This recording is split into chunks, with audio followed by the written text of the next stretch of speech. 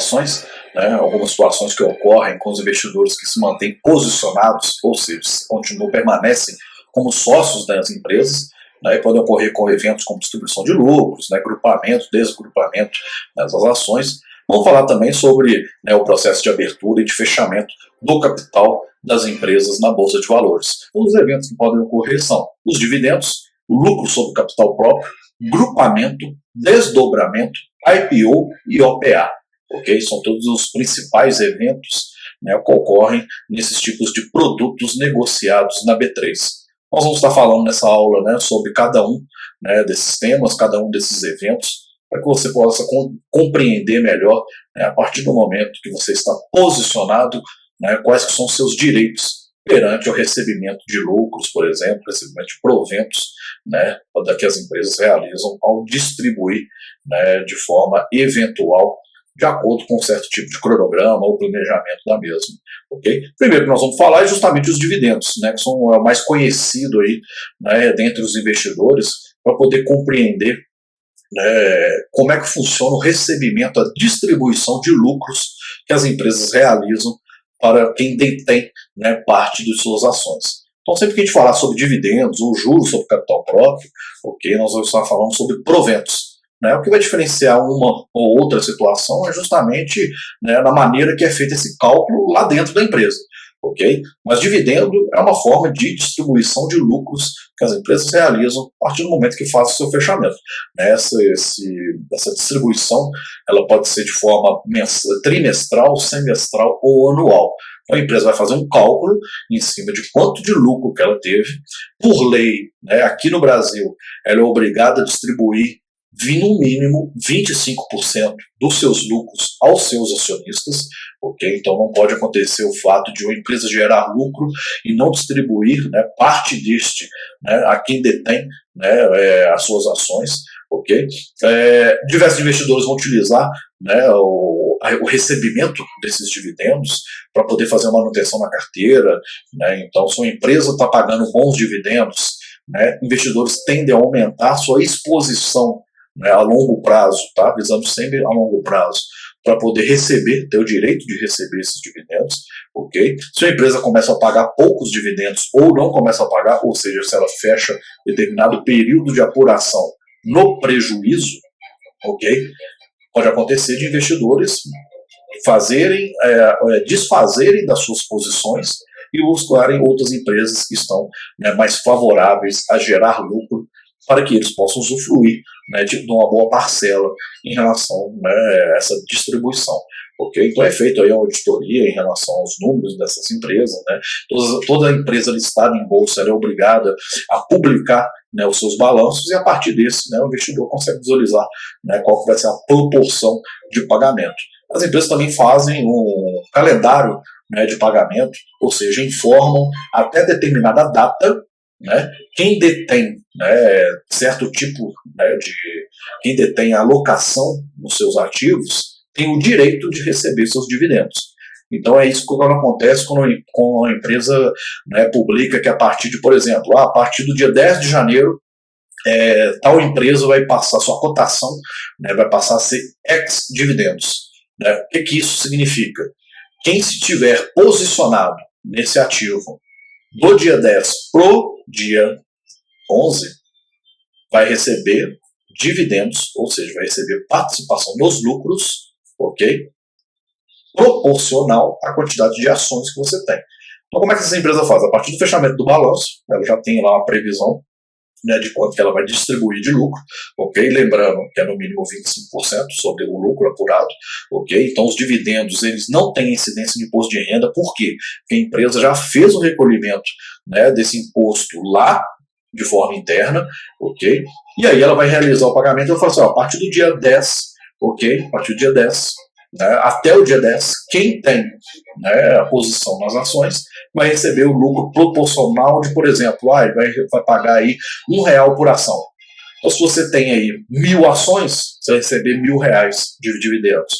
Então, cada empresa, de acordo com a proporção dos seus lucros e de acordo com a quantidade de ações que ela tem em circulação, até na aula de ações a gente falou sobre qual que é a minha participação em determinada empresa, comprei tanto quanto que eu tenho, né? Então eu acho que a gente não tem que ficar muito preocupado, né, se eu não quero ter nenhum benefício de uma ação ordinária, por exemplo, ter uma participação, né, nas assembleias, e estou preocupado em receber os lucros dessa empresa, ok? Então, a participação percentual, ela pouco importa. Né? Não é minha intenção, né, me tornar um controlador dessa empresa, né, opinar no planejamento dessa empresa, e sim receber lucro. Então, o que importa é quantas ações eu tenho posicionado dentro das que estão em circulação. Porque são empresas enormes, são empresas que vão valer aí milhões, bilhões de reais no nosso mercado. Né? Então, para você aí ter uma proporção muito grande de uma empresa, você tem que se expor muito, ter um capital muito elevado, ok, para poder começar a ter esse direito de voto. Então a gente quer receber lucros, receber participação, né, dos dividendos e nos juros sobre o capital próprio dessa empresa. Então ela vai divulgar e vai falar assim, olha, a partir do até dia 10, né, por exemplo, ok, a partir do fechamento trimestral, semestral ou até mesmo anual, a empresa que vai decidir quando que ela vai fazer essa distribuição de lucros. E isso é boa para ela, porque empresas que pagam mais lucros, né, que pagam mais dividendos, elas tendem a atrair mais investidores. Então isso é importante para ela estar sempre aí, né, realizando esses pagamentos e principalmente gerando lucro, né, para que os seus investidores se beneficiem de parte, né, a partir do momento dessa aquisição, ok? Então, para você ter aí direito no recebimento de dividendos, você deve se manter posicionado, ok? Até o dia dela se tornar X. Então, se você fez day trade durante esse período, você não recebe dividendo. Se você, antes desse período, né, vamos supor, ela vai pagar dividendos no dia 11, né, no dia 11 vai ter a conversão lá, né, das ações, né, para poder a cotação das ações, a gente vai demonstrar, eu vou demonstrar para vocês aí essas diferenças, ok? Então, no dia 11, por exemplo, ela vai pagar R$1 por ação, ok? A cotação dessa ação, no dia 11, ok? Ela vai ter uma defasagem de R$1 na cotação. Aí você vai falar assim, pô, mas eu estou perdendo dinheiro? Não. Você vai estar recebendo, né, proporcional, né, na sua conta corrente, vai cair na conta corrente da sua corretora a proporção desses lucros de acordo com a sua posição. Então não muda nada, você continua posicionado da mesma forma, ok? Mas se, porventura, eu comprei uma ação né, se ela vai pagar dia 10 de janeiro, eu comprei uma ação no dia 15 de dezembro. Quando fui do dia 8 de janeiro, fiquei posicionado quase um mês nela. Né? Quando foi no dia 8 de janeiro, eu saí dessa operação, na operação de swing trade, por exemplo, né, acionou o stop ou chegou no meu alvo, né, no meu lucro, ok? E aí eu fui lá e saí da minha operação. Eu vou ter direito para receber? Não. Você tem que estar posicionado do dia 10 para o dia 11, né, durante esse período X, para poder receber seus dividendos. Esse dividendo não cai, por exemplo, no dia 11. No dia 11 ocorre só um ajuste da cotação de preço da ação proporcional ao quanto que ela está pagando, ok? E aí ela divulga no seu calendário o dia que vai ser creditado, né, por seus investidores, cada um recebe individualmente na sua conta corrente da corretora, ok? Vai receber lá os seus dividendos. Então é bom ficar atento até o dia limite de estar posicionado para ter direito ao recebimento desse provento. Ok? Uma outra maneira da empresa distribuir lucros é justamente também o juros sobre capital próprio, né, que é uma outra forma bem parecida com os dividendos. Né? Então a única diferença, né, que a empresa faz para poder estar pagando na forma de juros sobre capital próprio, né, é um artifício para reduzir a base de cálculo, né, para pagamento de imposto de renda. Os dividendos, eles são depois que a empresa realiza toda a sua apuração, né, de lucro e prejuízo, né, durante o período, ok? E aí depois que ela já pagou o imposto de renda, aí ela faz, né, o seu recolhimento, né, a sua distribuição de lucro. No juros capital próprio, não. Antes dela fazer, né, a apuração de quanto que deu de lucro, quanto que ela vai pagar de imposto de renda para depois distribuir para os seus acionistas, okay? O juros sobre capital próprio, ele entra como despesa. Por quê? Ela já tem uma previsão de quanto que vai fechar de lucro em determinado período. Para ela não pagar muito imposto de renda, o que ela faz? Ela distribui juros sobre capital próprio para os seus acionistas. Então ela distribui o lucro da mesma forma. Para o investidor, né, isso não importa. Por quê? Né, vai ser na proporção em relação ao lucro. O que vai mudar é para o governo, porque esse pagamento entra como uma despesa no balanço dessas empresas, ok? Ela vai pagar menos impostos, porque vai deduzir do seu lucro. Vamos colocar, uma empresa vai pagar aí 500 milhões de reais de lucros, vai distribuir, né, aos acionistas 500 milhões de reais. É 500 milhões de reais a menos na base de cálculo para ela pagar no imposto de renda. Ok? Então, da maneira que você tem que compreender a melhor maneira que você tem hoje para uma empresa pagar dividendos é juros sobre capital próprio. Só que, para não ficar muito fácil, né, o governo também, que é sua parcela, né, em relação à movimentação dessa empresa, ela tem um limite que ela pode pagar sobre juros de capital próprio. Então, geralmente, as empresas vão fazer os dois.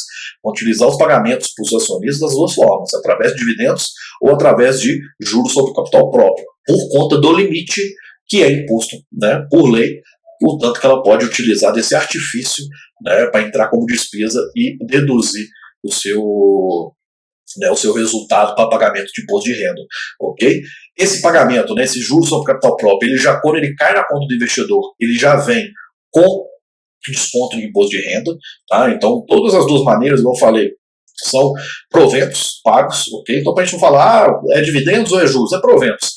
Né? Para o investidor, isso não importa muito, porque ele vai receber aí sua participação referente à quantidade de lucro que ele tem nas ações. Okay? Uma maneira que eu trouxe para você visualizar, né, uma influência, né, no preço é justamente aí de BB Seguridade. Né? Então, BBSE Trades, eu trouxe aí um gráfico de 15 minutos, cada barrinha significa uma variação de preço no intraday de 15 minutos. Ok? E aí a diferença de um dia para o outro, do dia 11 para o dia 12 de dezembro. Ok? Então sai uma notícia da seguinte forma: BB Seguridade aprova pagamento de dividendo extraordinário, ok? De 2,7 bilhões e ações vão ficar ex no dia 12 de dezembro. Ok? Correspondendo a R$ 1,35 por ação. O que isso significa? Tá? Para você que, por exemplo, teria BB Seguridade na sua carteira. Tá? O que ela vai fazer? BB Seguridade gerou um lucro de né, acima de 2,7 bilhões. Ela não distribui todo o seu lucro, porque senão a empresa não investe nela mesma para poder, né, usufruir do seu crescimento. Então ela vai pegar uma proporção dos seus lucros, então tem empresas, por lei, igual eu falei, ela tem que distribuir ao menos 25% desses lucros. Então tem empresa que pode pagar 40%, tem empresa que pode pagar 60%, tem empresa que pode pagar 50% dos seus lucros. Então ela pega uma parte do lucro e distribui aos acionistas. A outra parte ela vai reinvestir nela mesma para os seus projetos. É uma questão lógica, ela não pode distribuir tudo, porque senão ela fica estagnada, ela não cresce. Ok? Então, BB Seguridade, a parcela de lucro, né, ela gerou mais lucro, e a parcela que ela vai distribuir para os seus acionistas é 2,7 bilhões de reais. Ok? Então, é um lucro muito alto que ela vai distribuir. De acordo com a quantidade de ações que ela tem em circulação no mercado, ok, vai corresponder a R$ 1,35 por ação.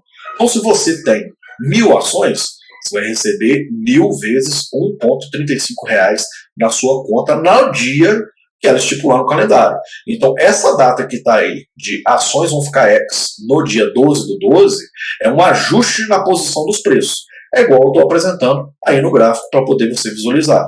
Né? Olha lá a diferença entre o fechamento do dia 11 para o dia 12 de dezembro, que foi quando ela fez esse ajuste de preço. Então, quem comprou no dia 12 para ficar posicionado, já não recebe mais os dividendos referente ao trimestre ou semestre ou ao ano que ela está se referenciando. Isso é importante, tá?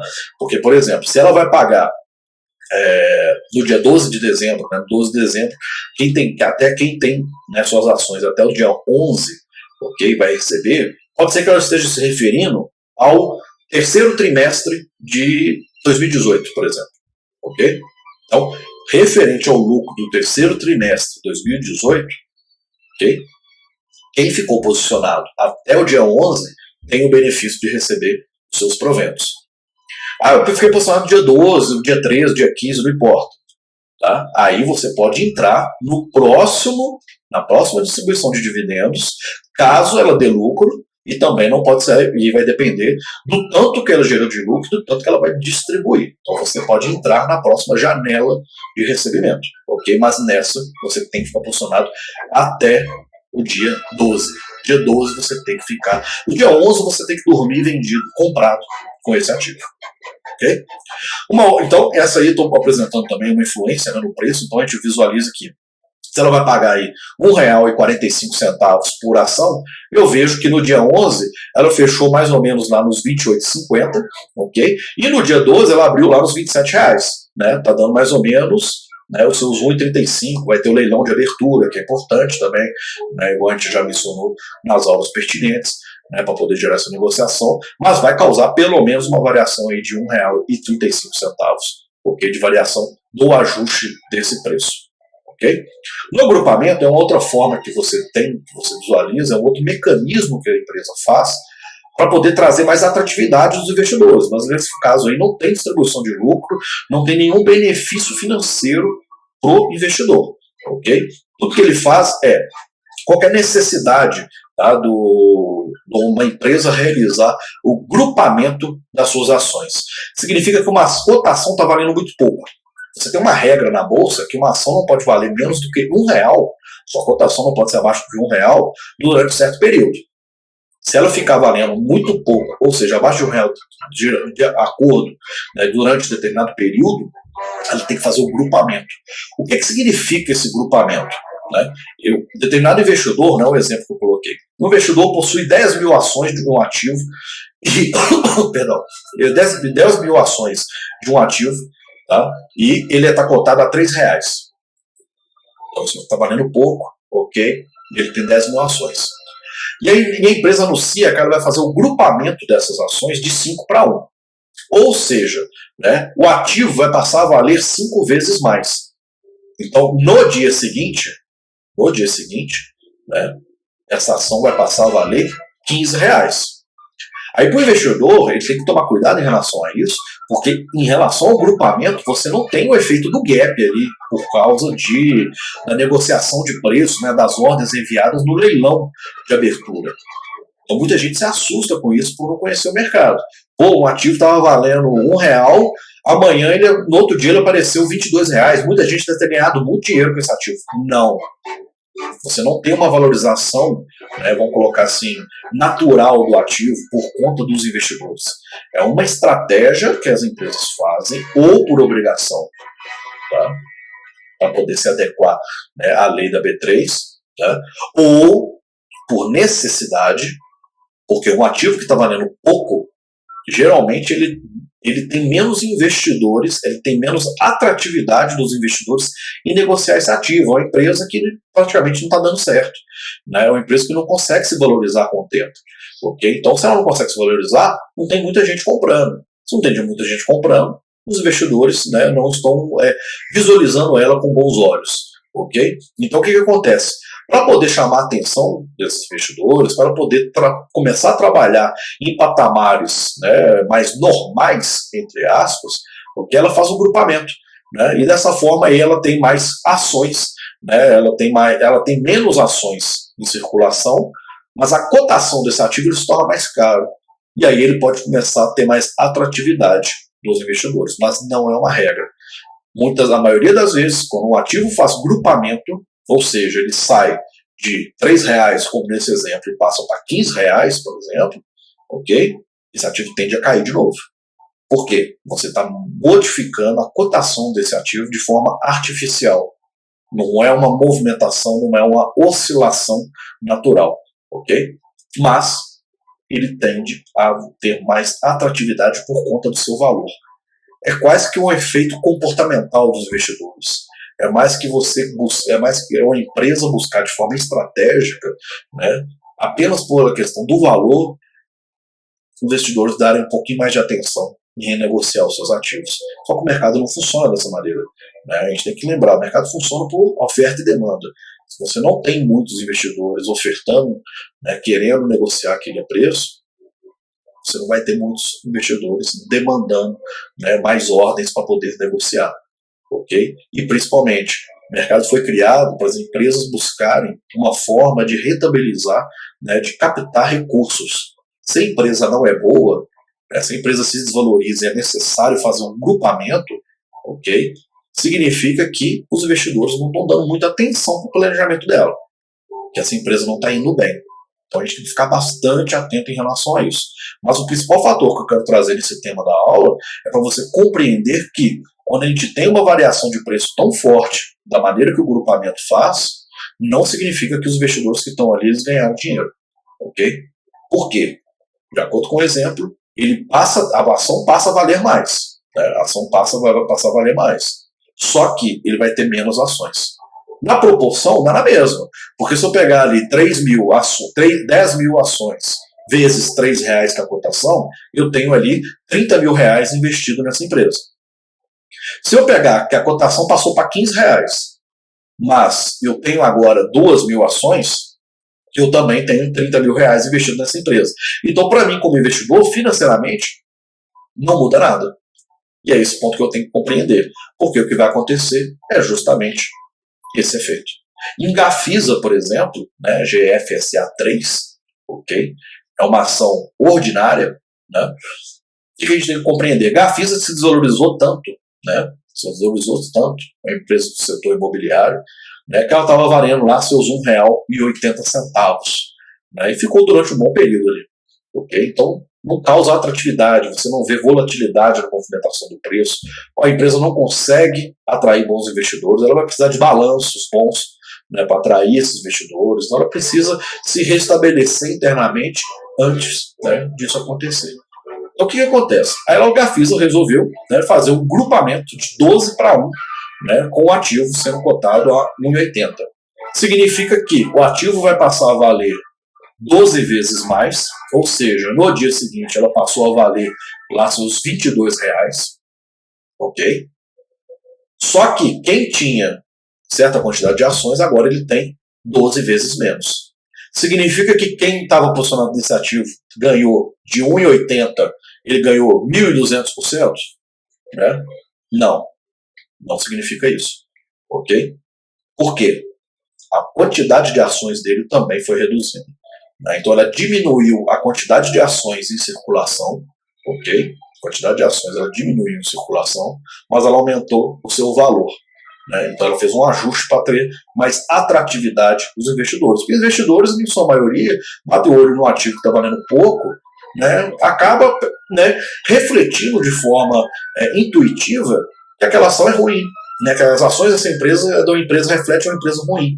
Né? O que não necessariamente, às vezes a empresa começou agora, né, a ser negociada, agora se ela tem um histórico de queda, realmente vai refletir isso mesmo, e não são muitos investidores que vão querer estar posicionados numa empresa que não paga proventos, né, que não gera lucro, que não paga proventos, que não chama a atenção, né, dos investidores para poder fazer seu valor, né, sua cotação se valorizar, para todo mundo ganhar, teoricamente, né, quem está comprado, okay? E aí ela acaba ficando com uma má visão do mercado. Então ela faz isso para justamente tentar trazer aí, de forma artificial, né, uma cotação mais amigável. Okay?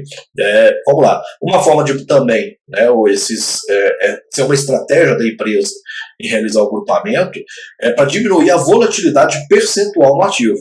Por exemplo, chama muita atenção em relação ao seguinte.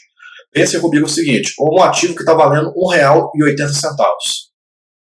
Se ele sobe para R$2, o valor percentual desses 20 centavos é muito alto. É diferente de um ativo que está valendo R$23, igual ela foi valer lá, e sobe 20 centavos. Percentualmente a variação é menor. Então uma ação que está valendo pouco, a sua variação percentual é muito acentuada. Então para buscar diminuir essa volatilidade, ok? Eles tendem também a realizar o grupamento das ações e ficar aí uma variação mais imperceptível no mercado. Não chama tanta atenção assim mais, ok? Outra forma é o desdobramento, ok? Desdobramento é o inverso do grupamento. O desdobramento é quando a ação está valendo muito. Né, representa muitas vezes o sucesso de uma empresa na Bolsa de Valores. A empresa começou a valorizar e valorizar e valorizar, né, e chega em certo momento, lembre-se da questão da quantidade mínima, né, do lote padrão de 100 ações, às vezes torna-se inviável para o pequeno investidor, né, e continuar negociando. Isso diminui a sua liquidez, né, diminui a liquidez nesses ativos, ok? E eles tendem a perder aí a sua atratividade, né, da maioria do público. Então, só quem tem valores consideráveis para poder investir nesse ativo, ok, continua negociando. Então, para poder buscar trazer uma atratividade melhor, ou seja, para buscar mais investidores, ela não pode ficar continuando valendo muito. Então você tem ações que valem mais do que R$100, mais do que R$200, elas fazem o desdobramento, ou seja, ela topa valer menos, ela sai de determinada cotação que estava valendo muito, ela vai passar a valer menos, e quem tinha certa quantidade passa a ter mais quantidade de ações. É o inverso do grupamento, ok? Então, com o split, né, o grupamento é o implit e o desdobramento é o split, que é chamado, ok? Teremos mais ações disponíveis em circulação, né, porque é o inverso, ok?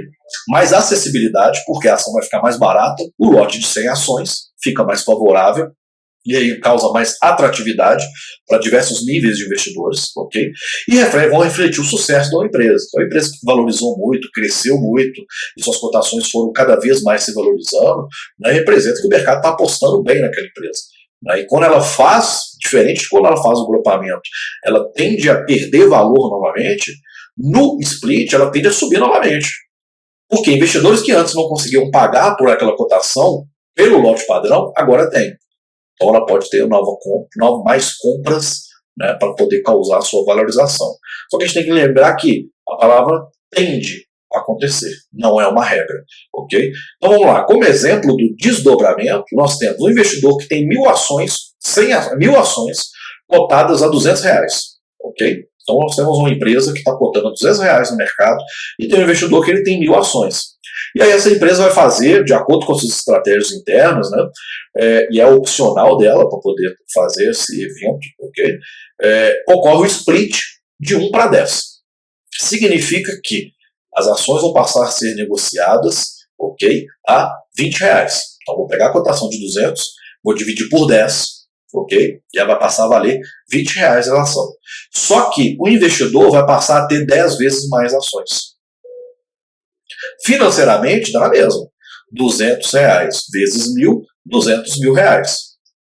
R$20 vezes 10.000, eu também tenho R$200.000 alocados. Então, você não tem aí um crédito igual ocorre nos proventos. Você só tem um ajuste da posição para tornar a ação mais atrativa também para o mercado, ela mais disponível, né, para o mercado, para ele poder, essas ações continuarem sendo negociadas. Né? O evento que eu trouxe para você é o Magazine Luiza, que desde aí de 2016 é um sucesso na bolsa. Né, saiu, né, dos seus R$7 e foi valer aí seus 620, impressionantes R$620 em dois anos praticamente. Então uma valorização enorme de Magazine Luiza. Então você consegue visualizar nesse gráfico, de após alguns dias ela saiu ali dos seus R$200 mais ou menos e foi valer R$600. Só que o grande problema é justamente aí. Hoje, para ser negociado, né, um lote padrão, né, de Magazine Luiza antes do split, né, para ser negociado um lote padrão, 100 ações, era necessário R$61.700. Ou seja, né, todo investidor que tem, né, esse poder financeiro para poder estar investindo numa boa empresa. Com isso, ela perde liquidez, começa a ficar mais arriscado. Né, aquela aula que nós falamos, né, sobre liquidez e volatilidade. Né, então a variação percentual se torna-se mais frágil nesse ativo. Então você precisa aí, né, fazer um ajuste para poder equilibrar, né, a questão da liquidez, volatilidade e se tornar mais atrativo. Então a Magazine Luiza, o que ela resolveu? Ela fez um desdobramento de 1 para 8, ok? Com o novo ativo sendo cotado. Ela saiu de R$617, né, mais ou menos 617, R$550, né, ok? Da casa das centenas de reais. E foi valer no dia seguinte, foi valer R$78,30. Esses eventos, tá, ocorrem de forma planejada, não é de um dia para o outro. Então ela fala, a partir de tal dia, de acordo com a assembleia, faça a assembleia. Né? Então se você tem uma ação ordinária dessa empresa, você pode ir lá votar. Né? Mas lembrando, você tem que ter uma participação muito alta para a sua opinião ser relevante. Okay? E aí ela define que a partir de tal data ela vai fazer o desdobramento para ficar mais atrativo, porque o seu valor está muito caro. Isso tende a trazer uma valorização novamente. Não é uma regra. Okay? Então é um mecanismo aí que as empresas utilizam, né, de forma artificial para poder modificar a variação do preço. Só não confunda com o gap ocasionado pelo leilão de abertura. Tá? Como que a empresa abre mercado, né? Como que a empresa passa a ser listada na bolsa? É através do mecanismo do IPO, né? É a oferta pública da empresa quando os proprietários resolvem vender parte da sua empresa. Então, por exemplo, eu tenho uma empresa e eu decido, de acordo com um determinado projeto que eu quero fazer, né? Eu decido abrir esse capital para atrair mais investidores. Né? Qual que é a grande diferença que você tem aqui no IPO, né, na abertura de capital, oferta pública inicial, no Brasil, como funciona nos Estados Unidos? Geralmente nos Estados Unidos as empresas conseguem abrir, né, seu capital de forma mais fácil. Né? Você tem pequenas empresas que conseguem ficar listadas em bolsa para tentar buscar investidores. Porque aqui no Brasil é um processo muito burocrático e muito caro. Então a empresa, para poder abrir esse capital, né, ela tem que buscar uma consultoria, tem que ser atrelada a alguma corretora de valores para fazer todo o processo, apresentar, né, para esse projeto para a CVM, para a B3, para poder fazer a abertura. É um processo demorado, é um processo caro, então inviabiliza boa parte das empresas com potencial a abrir capital, diferente lá de fora, que é muito mais simplificado. Enquanto aqui nós temos aí mais ou menos 300 empresas listadas, lá fora você passa de 3, 4 mil empresas listadas na bolsa, então as alternativas são maiores para poder realizar esse investimento. Né? Então o IPO é o início das cotações realizadas, né, na Bolsa de Valores. Então é se feito uma análise de acordo com o capital que a empresa vai abrir para poder ter uma cotação inicial. Né? Então as corretoras responsáveis por esse IPO não são todas, né? Elas divulgam o prospecto para investidores que compreendem a análise fundamentalista, porque você, como não tem o histórico dessas cotações, você não consegue fazer uma leitura gráfica. Então a análise gráfica não serve para você operar o IPO. Você vai ter que esperar alguns dias, né, esse ativo se movimentar para formar sua movimentação e tirarmos base com qual possível direcionamento. Também não tem análise de fluxo de ordens, porque esse ativo não está sendo negociado, você não sabe da oferta e demanda. Okay? Então você precisa aguardar esse ativo, né, iniciar suas negociações para poder conseguir fazer essa leitura. Então tudo que vai funcionar para um IPO, para quem gostaria, né, de investir, tem que conhecer sobre o fundamento, saber ler os dados dessa empresa e principalmente o que essa empresa vai fazer com os recursos que ela vai captar da venda de suas ações. Porque esse dinheiro vai entrar para o caixa dela, ok? E ela vai fazer, né, vai tocar algum projeto de expansão, algum planejamento interno de crescimento.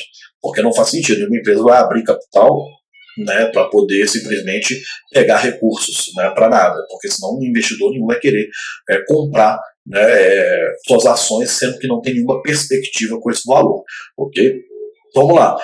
A análise fundamentalista, né, vai ser fundamental e só após a inauguração que a gente vai conseguir realizar aí as análises, né, complementares para a gente poder fazer o processo de tomada de decisão. Mas o importante aqui que eu quero trazer para você é que o IPO, né, é quando a empresa inaugura, né, na Bolsa de Valores após o seu processo junto à CVM e à B3. Okay? E temos também as empresas que querem encerrar seu capital. Ela já está listada, né, e ela deseja por algum motivo, né, encerrar, fechar suas ações e ela vai comprar de volta as ações em circulação. Pode acontecer por conta de uma aquisição, então uma empresa vir comprar outra, ok? E aí essa nova empresa ela não quer ter, né, outros investidores como sócios, ela quer ser detentora, né, da maior parte ou da totalidade das ações dessa empresa, ok? E a empresa que vai ser comprada, ela resolve, por exemplo, fechar capital e para os seus investidores, né, vai ocorrer a sua assembleia, né, para poder se chegar aí, né, nesse consenso, né, para poder realizar o seu fechamento, ok? Então, a partir desse momento, essa empresa entra em processo de encerramento das suas atividades na Bolsa de Valores.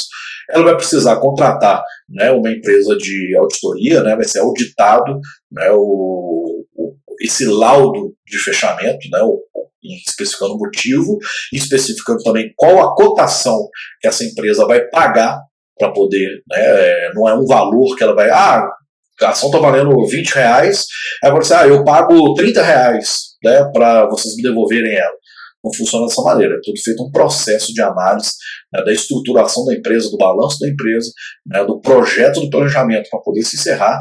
Esse laudo é auditado por empresa terceirizada para trazer mais valor, ok? Durante o processo de encerramento, é divulgado o valor que a empresa irá adquirir as ações em circulação, devendo pelo menos 10% dos acionistas concordarem com essa proposta. Então vai se criar uma assembleia, ok? Então a ação, por exemplo, a ação está valendo R$20. E aí a empresa fala assim, olha, eu vou comprá-las de volta e vou pagar R$25. Pelo menos 10% dos acionistas têm que concordar em vender a R$25. Se 10% discordarem desse valor, ok, que foi, né, calculado antes, foi auditado, né, de forma externa, okay, para se demonstrar que vale R$25, por exemplo, né, se 10% não concordarem com esse valor, ela vai ter que fazer uma nova auditoria, geralmente com uma empresa diferente, né, vai fazer um novo laudo para poder chegar. Caso contrário, deverá ser feita uma nova avaliação, também por auditoria externa, para apuração e correção desses valores. Não é R$25, vai pagar R$27,50, por exemplo. E o novo acordo, aí sim, depois da sua nova auditoria, o valor que foi chegado, aí sim ela vai pagar justamente os valores, porque senão, vamos colocar assim, diante de milhares de investidores, é difícil você chegar a um consenso. Okay? E aí, dentro de 15 dias, essa empresa vai lá e vai recomprar e vai ser creditado na conta dos investidores, né, a proporção do tanto que ela vai pagar. Okay? Então, nessa aula, o que nós vimos aí? Né, os tipos de investimentos, os tipos de eventos, né, que podem ocorrer por diversos motivos, né, nas ações listadas na Bolsa de Valores. Okay? Dividendos e juros sobre capital próprio são proventos, sendo a distribuição de lucros das empresas aos acionistas. Grupamento e desdobramento são eventos para adequar as cotações dos papéis e as estratégias da empresa, visando a atratividade ou liquidez, ok? Ou os dois também. Né? IPO é quando uma empresa abre capital e começa a negociar na Bolsa de Valores, e OPA é quando a empresa fecha o capital e recompra as suas ações a partir de um acordo auditável. Ok? Obrigado pela presença em mais uma aula, espero que tenha esclarecido aí mais algumas dúvidas e até a próxima.